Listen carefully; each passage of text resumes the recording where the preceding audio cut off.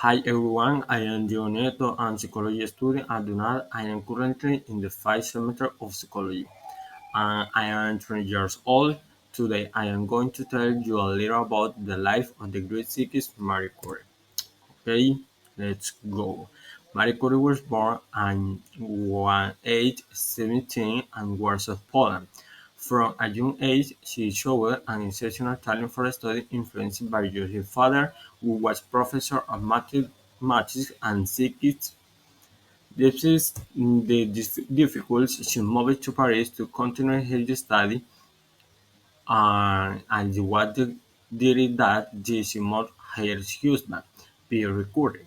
Together, they made revolutionary discoveries about radioactivity, winning the Nobel Prize in Physics and 1803. After Pierre's tragedy and death in 1806, Marie Curie continued her research and won the Nobel Prize in Chemistry and 1811 for the work with radio. Throughout her life, she dedicated to the research and the reason found under study radioactivity. Unfortunately, her prolonged exposure to radiation led to her death in 1834.